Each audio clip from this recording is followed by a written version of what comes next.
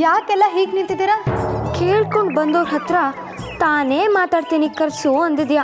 ಈಗ ಬರೋರ್ ಕತೆನಾ ವ್ಯತೆನೆ. ದೇವ್ರೆ, ಬಂದವ್ರ ಮುಂದೆ ಅಮ್ಮು ರಂಪ ಮಾಡಿದ್ರೆ ಅಷ್ಟೇ ಸಾಕು.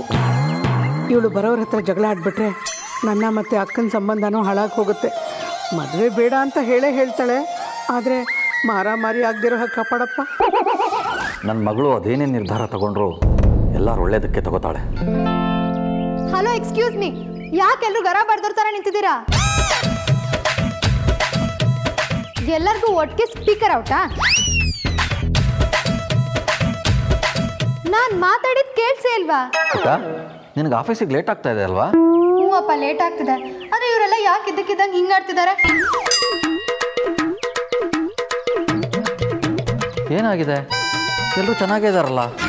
ನಮ್ಮ ಹತ್ರನೇ ಗಿಮಿಕ್ಕ? ನಮಗೆಲ್ಲ ಗೊತ್ತಾಗತ್ತಪ್ಪ. ರೌಡಿ ಬೇಬಿ ಹತ್ರ ಇದೆಲ್ಲ ಇಟ್ಕೊಳ್ಳೋದು ಬೇಡ ಅಂತ ಹೇಳಿ. ಅಮ್ಮು, ಸ್ವಲ್ಪ ನಾಜೂಕಾಗಿರೆ. ತಾಳ್ಮೆ ಸಂಯಮ ಎಲ್ಲ ಇರಲಿ. ಏನು ಸಂಯಮನ? ನಮಗೆ ಈ ಸಂಸ್ಕೃತ ಎಲ್ಲ ಅರ್ಥ ಆಗಲ್ಲ. ನೋಡ್ರಿ ಇವಳು ಹೇಗಾಡ್ತಾಳೆ. ಸ್ವಲ್ಪ ಶಿಸ್ತಾಗಿ ನಯ ನಾಜೂಕು ಎಲ್ಲ ಇರಬೇಕಲ್ವಾ? ಅವ್ರು ಬೇರೆ. ಹೊರಿ, ಯಾಕೆ ಸುಮ್ಮನೆ ಟೆನ್ಷನ್ ಮಾಡ್ಕೋತೀಯ? ನಮ್ಮ ಅಮ್ಮಗೆ ವಿವೇಕ ವಿವೇಚನೆ ಎಲ್ಲ ಇದೆ. ಇವ್ರ ಬಗ್ಗೆ ಅನುಮಾನ ಬೇಡ. ನಮಸ್ಕಾರ.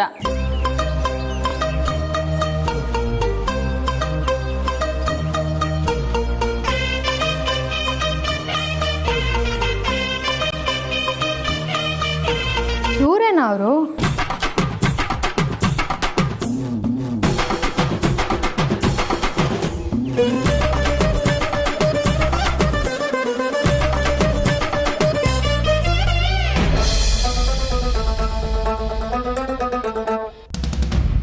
ಸತ ಕಮೂಲಿಯಲ್ಲಿ ಅವಳು ಇವತ್ತು ಬರೋಕ್ಕೆ ಲೇಟ್ ಆಗುತ್ತೆ ಅಂತ ನಿಮ್ಮ ಹತ್ರ ಹೇಳಿದ್ದಂತಲ್ಲ.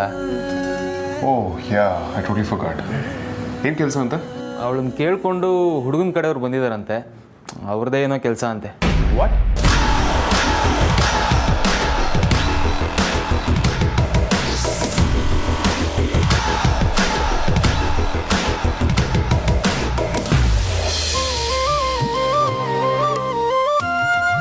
ಕಾಫಿ ತುಂಬ ಚೆನ್ನಾಗಿದೆ. ಅಮೂಲ್ಯನ ಮಾಡಿದ್ದು? ಇಲ್ಲ, ಅಕ್ಕ ಮಾಡಿದ್ದು.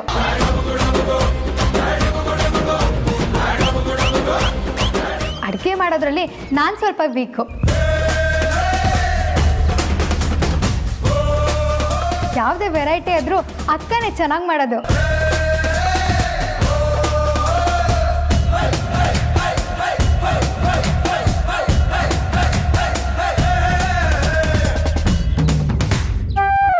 ಅಕ್ಕ ಹೇಗಿದ್ರು ಮದುವೆಗೆ ಒಪ್ಕೊಳ್ಳೋಣ ಅಂತ ಗೊತ್ತಿದ್ರು ಮತ್ತ್ಯಾಕೆ ಸುಮ್ಮನಿರೋ ಅಂತೆಲ್ಲ ರಗಳೆ ಮಾಡ್ತಿದ್ಯಾ?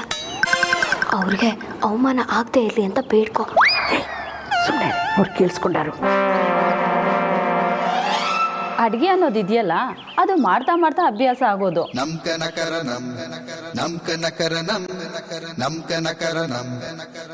ಈಗ ನಿನ್ಗೆ ಅಕ್ಕ ಇರೋದ್ರಿಂದ ಅವಕಾಶ ಕಡಿಮೆ. ಹಾಗಾಗಿ ಹೀಗೆ ಹೇಳ್ತಾ ಇದೀಯ. ಮುಂದೆ ನೀನು ನಿಮ್ಮ ಅಕ್ಕನ ಥರನೇ ಚೆನ್ನಾಗಿ ಅಡುಗೆ ಕಲ್ತ್ಕೊಳ್ತೀಯ ಬಿಡು. ದೇವ್ರೆ, ಇವಳು ವಾಪಸ್ ಏನು ಮಾತಾಡದೇ ಇರ್ಲಪ್ಪ. ಕರೆಕ್ಟಾಗಿ ಹೇಳಿದ್ರಿ ನೋಡಿ. ನಮ್ಮ ಪರಿನೂ ಅಷ್ಟೇ. ಮೊದಲು ಆಂಬುಡೆ ಮಾಡೋದಕ್ಕೆ ಪೂರ್ತಿ ಹೆಣಗ್ತಾ ಇದ್ಲು. ಆದ್ರೆ ಈಗ ಕಣ್ಣು ಮುಚ್ಕೊಂಡು ಬೇಕಿದ್ರೆ ಮಾಡ್ಬಿಡ್ತಾಳೆ. ರುಚಿನೂ ಅಷ್ಟೇ. ಒಂದು ತಿಂದ್ರೆ 10 ತಿನ್ಬೇಕು ಅನ್ಸುತ್ತೆ.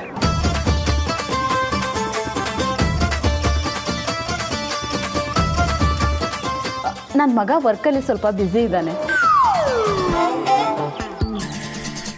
ಮೊದಲು ಅಮೂಲ್ಯ ಒಪ್ಪಿದ್ರೆ ಮುಂದಿನ ಮಾತುಕತೆಗೆ ಕರ್ಕೊಂಡು ಬರೋಣ ಅಂದ್ಕೊಂಡೆ. ಒಪ್ಪಿಗೆ ಇಲ್ಲ ಅಂತೇನಿಲ್ಲ. ಅವಳೇನೋ ಸ್ವಲ್ಪ ಮಾತಾಡಬೇಕಂತೆ ಅಷ್ಟೇ. ಈಗಿನ ಕಾಲದವ್ರಲ್ವಾ, ನಮ್ಮ ಥರ ಅಲ್ಲ. ಅದ್ರಲ್ಲಿ ತಪ್ಪೇನಿದೆ? ಅವಳು ಇಷ್ಟು ನೇರವಾಗಿರೋದು ತುಂಬಾನೇ ಖುಷಿ ಪಡೋ ವಿಚಾರ.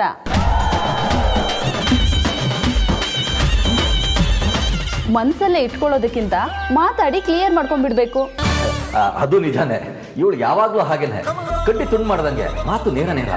ಮಂಜುನಾಥ್ ಅವರೇ, ನಮಗೂ ಅದೇ ಇಷ್ಟ. ಹೇಳಮ್ಮ, ಅದೇನೋ ಮಾತಾಡಬೇಕು ಅಂದಂತೆ. ಅಯ್ಯೋ ಇವರೇನಕ್ಕ ಹೀಗೆ ನಗ್ತಾ ಕೇಳ್ತಿದ್ದಾರೆ. ಇವರಿಗಿನ್ನ ರೌಡಿ ಬೇಬಿ ಬಗ್ಗೆ ಗೊತ್ತಿಲ್ಲ ಅನ್ಸುತ್ತೆ. ಹುರಿದು ಮುಗ್ಬಿಡ್ತಾಳೆ. ಅಯ್ಯೋ ಸುಮ್ಮನೆ ಇರೇ. ಹೌದು ಆಂಟಿ, ಮಾತಾಡ್ಬೇಕಂದಿದ್ದು ನಿಜಾನೇ. ಆದರೆ ನಿಮ್ಗೆ ಯಾಕೆ ಸುಮ್ಮನೆ ತೊಂದರೆ ಅಂತ ನಾನೇ ನಿಮ್ಮನ್ನ ಮೀಟ್ ಮಾಡಬೇಕು ಅಂದ್ಕೊಂಡಿದ್ದೆ. ಆದರೆ ನೀವೇ ಬಂದಿರಿ. ಇದರಲ್ಲಿ ತೊಂದರೆ ಏನಿದೆಯಮ್ಮ? ನೀನು ಬಂದರೂ ಒಂದೇ, ನಾನು ಬಂದರೂ ಒಂದೇ. ನಿಮ್ಮಮ್ಮ ಕಾಲ್ ಮಾಡಿ ನೀನು ಹೀಗೆ ಹೇಳ್ತಾ ಇದೀಯ ಅಂದಾಗ ನಾನೇ ಬರ್ತೀನಿ ಅಂದೆ. ಹೇಳಮ್ಮ, ಅದೇನು ವಿಷಯ? ನಮ್ಮ ಮದುವೆ ಮಾತುಕತೆ ಮುಂದುವರ್ಸೋಕ್ಕೂ ಮುಂಚೆ ನನ್ನ ಕೆಲವು ಕಂಡೀಷನ್ಸ್ ಇದೆ ಆಂಟಿ.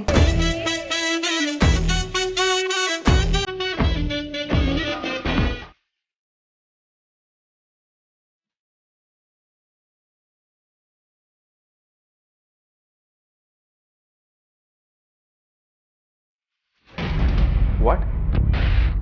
ಹುಡುಗನ? ಆಗಿಂದ 3 ಸಲ ಇದನ್ನೇ ಕೇಳಿದ್ರಿ. ನಾವು ಹ್ಞೂ ಅಂದರೆ ಸುಮ್ಮನೆ ಆಗೋದು, ಮತ್ತೆ ಇದನ್ನೇ ಕೇಳೋದು. ಯಾಕೆ, ಏನಾಯ್ತು? ನೀವೇನೋ ಹೇಳ್ತಿದ್ರಲ್ಲ, ಏನದು? ಆಗಿಂದ ಭಾವನು ಅದನ್ನೇ ಹೇಳ್ತಿರೋದು. ನಿಂಗೆ ಕೇಳಿಸ್ತು ಅನ್ಕೊಳ್ತೀನಿ. ನೀವು ಯಾವ್ದ್ರ ಬಗ್ಗೆ ಕೇಳಿದ್ರಿ? ಅಮೂಲ್ಯ ವಿಷಯನಾ? ನೀವ್ ಇನ್ಯಾದ್ರ ಬಗ್ಗೆ ಹೇಳಿದ್ರಿ ಬಾವಾ?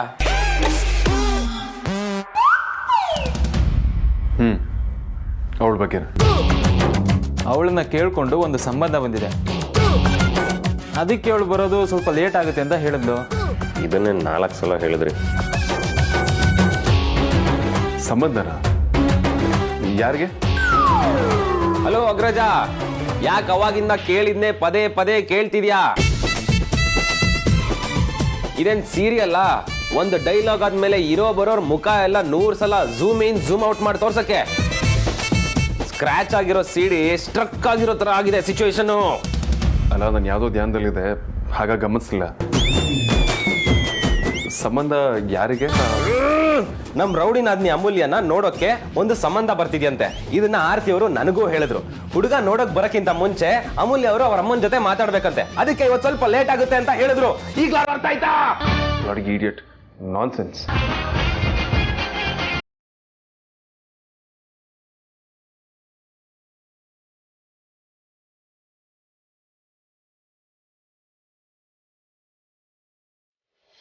ಅಮ್ಮು, ಯಾರ ಹತ್ರ ಏನು ಮಾತಾಡಬೇಕು ಅಂತ ಗೊತ್ತಾಗಲ್ವಾ? ಅವರು ಸಂಬಂಧ ಕೇಳ್ಕೊಂಡು ಮನೆವರೆಗೂ ಬಂದಿದ್ದಾರೆ.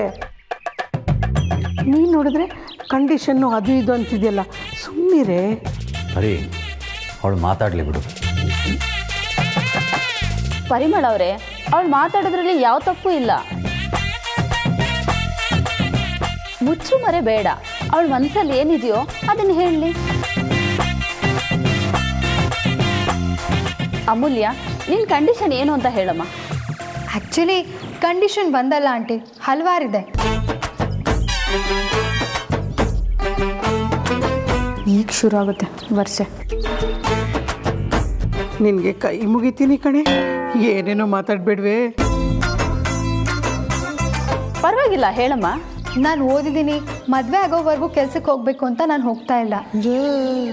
ಕೆಲಸ ಮಾಡೋದು ನನ್ನ ಅಗತ್ಯ ಮತ್ತು ನನ್ನ ಖುಷಿ ಕೂಡ ಹೌದು. ಅಕ್ಕನ ಮದುವೆಗೆ ಅಪ್ಪಂಗೆ ತುಂಬ ಖರ್ಚಿದೆ.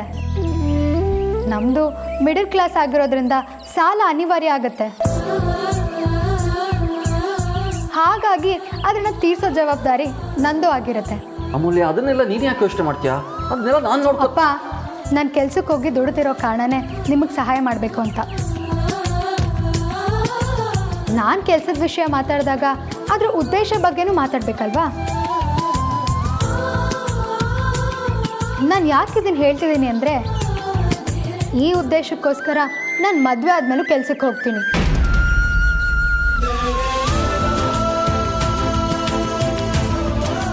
ಹೋಗಬೇಡ ಅಂತ ಯಾರೂ ಹೇಳಬಾರ್ದು.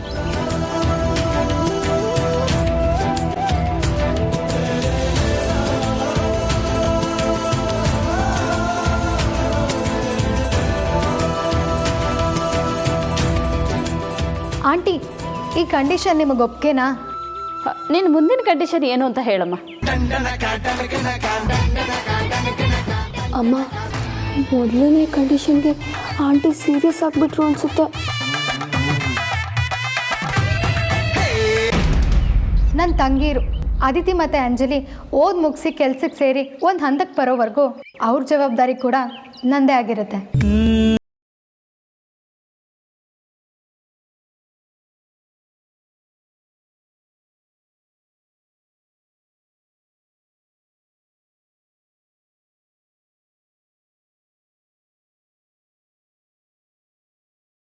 ಅಮ್ಮು, ಯಾಕೆ ಹಳೆದನ್ನೆಲ್ಲ ಕೆದಕ್ಕೆ ಮಾತಾಡ್ತಿದ್ಯಾ?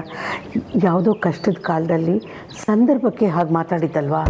ಆದರೆ ನಾನು ಯಾವಾಗಲೂ ಅದನ್ನು ನಡ್ಸ್ಕೊಡ್ತೀನಿ ಅಂತಲೇ ಮಾತು ಕೊಟ್ಟಿದ್ದು ಅಮ್ಮ. ಇನ್ನೂ ಏನಾದರೂ ಇದೆಯೇನಮ್ಮ? ಇದೆ ಆಂಟಿ. ನಮ್ಮ ಅಪ್ಪ ಅಮ್ಮ ಯಾವತ್ತು ನನ್ನ ಜೊತೆ ಇರಬೇಕು ಅಂತ ಆಸೆ ಪಟ್ಟರು ಅದಕ್ಕೆ ಯಾವುದೇ ಸಮಸ್ಯೆ ಆಗಬಾರ್ದು. ಮದುವೆ ಆಗಿ ಹೋದೆ ಅಂತ ನಾನು ಅವ್ರನ್ನ ಮರೆಯೋದಕ್ಕಾಗಲ್ಲ. ಅವರು ಕೂಡ ನನ್ನ ಜವಾಬ್ದಾರಿನೇ. ಜವಾಬ್ದಾರಿ ಅನ್ನೋದಕ್ಕಿಂತ ಅದು ನನ್ನ ಕರ್ತವ್ಯ ಕೂಡ ಹೌದು.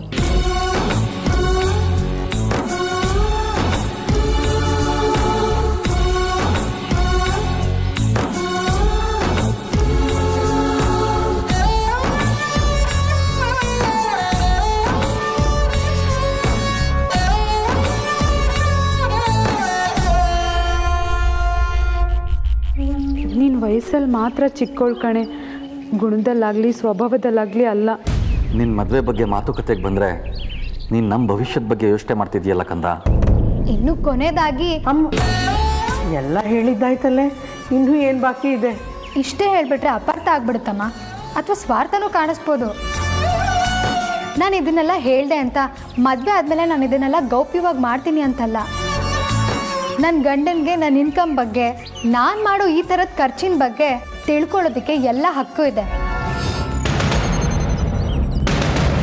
ನಾನೇ ಹೇಳ್ತೀನಿ, ಇಲ್ಲ ಅವರು ಕೇಳ್ಬೋದು. ಆದರೆ ಇದನ್ನು ಯಾವುದನ್ನು ನಿಲ್ಲಿಸು ಅಂತ ಅವ್ರು ಹೇಳೋ ಹಾಗಿಲ್ಲ.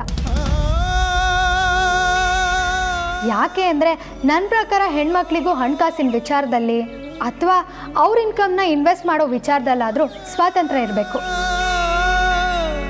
ಅಮ್ಮ ಸಾಕು, ಸುಮ್ಮನೆ ಇದ್ಬಿಡು.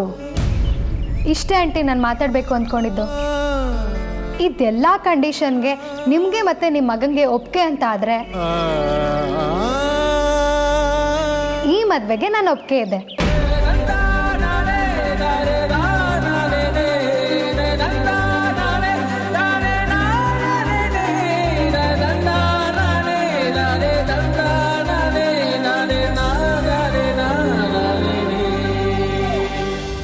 ಅಯ್ಯಯ್ಯೋ, ಕೋಪ ಮಾಡ್ಕೊಂಡ್ಬಿಟ್ರು ಅನ್ಸುತ್ತೆ. ಯಾಕೆ ಹೀಗೆಲ್ಲ ಮಾತಾಡಕ್ಕೆ ಹೋದೆ? ಅಮೂಲ್ಯನ ಮಾತು ಇವ್ರಿಗೆ ಅರ್ಥ ಆಯ್ತೋ ಇಲ್ವೋ, ಬೈಯೋಕ್ಕೆ ಮಾತ್ರ ಹೋಗಬೇಡಿ. ಇವಳು ಕೇಳಿದ್ರಲ್ಲಿ ತಪ್ಪೇನೂ ಇಲ್ಲ.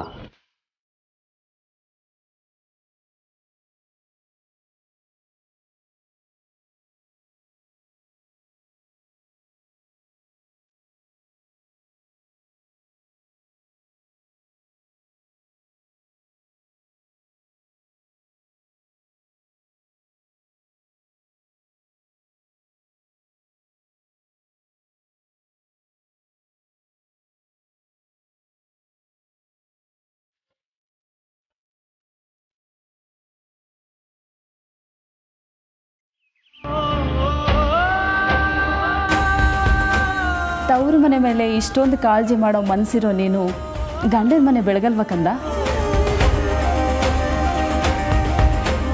ನಾಳೆನೇ ನನ್ನ ಮಗನ್ನ ಮೀಟ್ ಮಾಡು. ನೀನು ನನ್ನ ಸೊಸೆ ಆಗಬೇಕು ಅಂತ ನಾನು ಕಾಯ್ತಾ ಇದ್ದೀನಿ.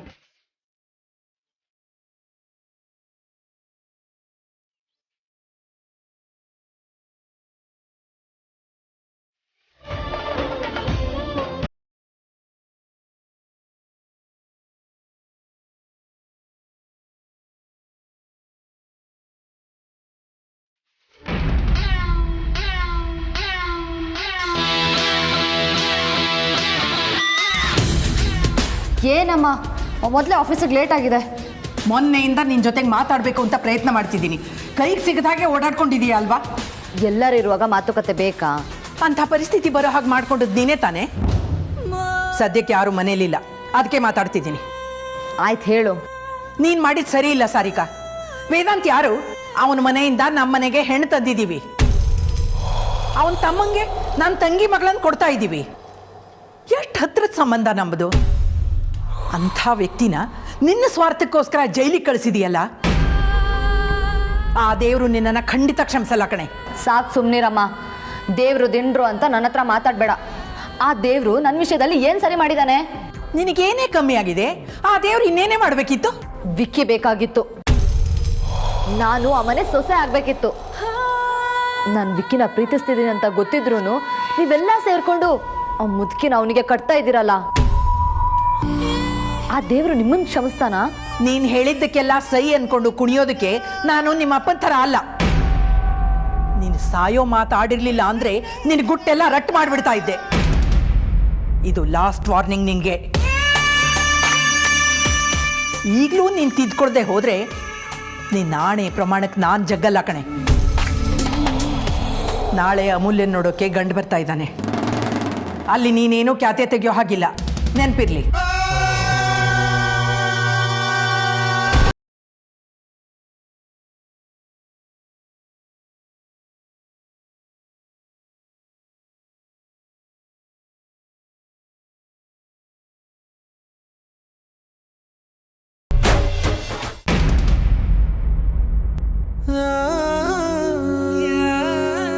ಎಲ್ಲ ಇವಳ ಬೆಳಗ್ಗೆಯಿಂದ ಬಂದಿಲ್ಲ ಅಂತ ಹುಡುಕ್ತಿದ್ರೆ ಇಲ್ಲೇ ಕೂತಿದ್ದಾಳಲ್ಲ.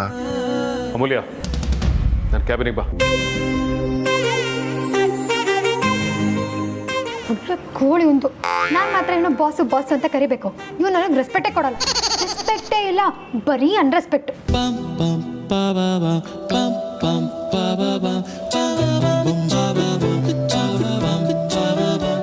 ಬಾಸ್, ನಾನಿಲ್ಲ ಅಡ್ಮಿನ್. ಎಲ್ರಾದ್ರೂ ಹೋಗು ಬಾ ಅಂದ್ರೆ ಏನ್ ಕತೆ? ಶರಾಬ್ ಅಡ್ಮಿನ್ ಅಂತ ಗೊತ್ತು ತಾನೆ? ಹಾಗಿದ್ಮೇಲೆ ಯಾರನ್ನ ಕೇಳಿ ಬೆಳಗ್ಗೆ ಲೇಟಾಗಿ ಬಂದೆ? ಮೊದಲು ಅದನ್ನ ಹೇಳು. ತಗೊಳಪ್ಪ, ನೆನ್ನೆ ಅನಿಯನ್ ತರ ಆಡ್ತಿದ್ದ, ಇವತ್ತು ಗಜನಿ ಆಗೋಗಿದ್ದಾನೆ. ಗಜರಂಗಿ, ಇವನು ನೀನೇ ಕಾಪಾಡಬೇಕು. ನಿನ್ನೆ ಕೇಳ್ತಿರೋದು, ಯಾರನ್ನ ಕೇಳಿ ಬೆಳಗ್ಗೆ ಲೇಟಾಗಿ ಬಂದೆ? ಇನ್ಯಾರನ್ನ? ನಿಮ್ಮನ್ನೇ. ಹಾಗೆ ತುದಿಲೆ ಸುಳ್ಳು ರೆಡಿ ಇರುತ್ತಲ್ವಾ ನಿನಗೆ? ಈ ಡ್ರಾಮಾ ಎಲ್ಲ ಬೇಡ. ಮೊದಲೇ ಬಡಿ ಕಾಮ್ಚೋರ್ ನೀನು. ಇನ್ಯಾರ್ದೋ ಹೆಸರು ಹೇಳಿ ಸುಳ್ಳು ಹೇಳ್ಬೋದು, ಆದರೆ ನಾನು ನಿಮ್ಮ ಹತ್ರನೇ ಪರ್ಮಿಷನ್ ತಗೊಂಡು ನಿಮ್ಮ ಹತ್ರ ಸುಳ್ಳು ಹೇಳೋಕ್ಕಾಗುತ್ತಾ ಬಾಸ್? ನಿಜವಾಗ್ಲೂ ನಿಮಗೆ ಇನ್ಫಾರ್ಮ್ ಮಾಡಿದ್ದೆ. ನೀನು ಹೇಳ್ಬಿಟ್ರೆ ನಾನು ನಂಬಿಡ್ಬೇಕಾ? ಬಾಸ್, ಸುಮ್ಮನೆ ನಮ್ಮ ಮೇಲೆ ಆರೋಪ ಹೊರಿಸ್ಬೇಡಿ. ಮನೇಲಿ ಕೆಲಸ ಆಯಿತು, ಅದಕ್ಕೆ ಲೇಟ್ ಆಯಿತು. ಇಲ್ಲ ಅಂದರೆ ಟೈಮಿಗೆ ತಪ್ಪಿದ ಮಗಳೇ ಅಲ್ಲ ನಾನು. ನೀನು ಕೆಲಸ ಮಾಡೋದು ಆಫೀಸಲ್ಲಿ, ಮನೇಲಿ ಏನು ಇಂಪಾರ್ಟೆಂಟ್ ಕೆಲಸ ಇರುತ್ತೆ ನಿನಗೆ?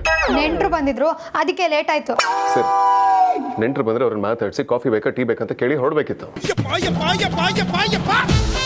ಅಷ್ಟ ಮೇಲೆ ನಿನ್ಗೆ ಇನ್ನೇನು ಕೆಲಸ ಇರುತ್ತೆ ಮನೇಲಿ? ಅದು ಆ್ಯಕ್ಚುಲಿ ಅವರು ಮುಂದೆ ಅದೆಲ್ಲ ನಿನಗೆ ಯಾಕೆ?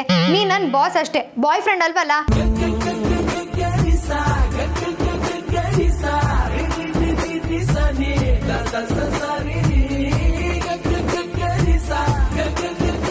ಶರಪ್, ಬಾಯ್ ಹೋದಂಗೆ ಮಾತಾಡ್ಬೇಡ. ನಾನೇ ನಿನ್ನ ಬಾಯ್ ಫ್ರೆಂಡ್ ಆಗಿ? I am your boss. ಮಾತಿನ ಮೇಲೆ ನಿಗಾ ಇರಲಿ. ನಾನು ಅದನ್ನೇ ಹೇಳಿದ್ದು. ನೆಂಟರು ಬಂದ್ಮೇಲೆ ಏನಾಯ್ತು, ಯಾಕೆ ಬಂದಿದ್ರು, ಎಷ್ಟು ಜನ ಬಂದಿದ್ರು, ಯಾವ ಡ್ರೆಸ್ ಹಾಕೊಂಡು ಬಂದಿದ್ರು, ತಿಂಡಿಗೆ ಏನು ಮಾಡಿದ್ರು, ಯಾರ್ಯಾರು ಎಷ್ಟು ಜನ ತಿಂದ್ರು ಅಂತ ನಿಮ್ಗೆ ಯಾಕೆ ಹೇಳಬೇಕು? ರೀಸನ್ ಇಲ್ಲದೆ ನಾನೇನು ಕೇಳೋದಿಲ್ಲ. ಅದೇ ಬಾಸ್, ನಮ್ಮನೆಗೆ ಬಂದು ನೆಂಟರ ಬಗ್ಗೆ ವಿಚಾರಿಸೋಕೆ ನಿಮಗೇನು ರೈಟ್ಸ್ ಇದೆ ಅಂತ, ಅದು ಬಾಸ್ ಆಗಿ. ಇದೆ, ರೀಸನ್ ಇದೆ. ಅದು